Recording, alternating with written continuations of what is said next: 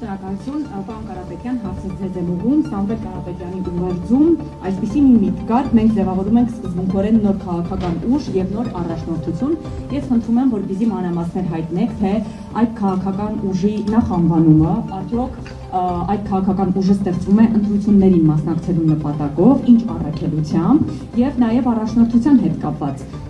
առաջնորդը Սամվել Կարապետյանն է, ով է լինելու վարչապետի թեկնածուն, խնդրեմ։ Շատ լավ, շնորհակալ եմ, առաջնորդի հետ կապված ես կրկնում եմ մեր այն կարծիքը եւ այն հայտարարությունը, որ առաջնորդը կլինի ընդունելի եւ ընկալելի մեր հանրության համար, իսկ անունը մենք կհրապարակենք քաղաքական ուժի ստեղծման հայտարարության օրը։ Մյուս հարցերը, անունը, քաղաքական ուժի անունը եւ նաեւ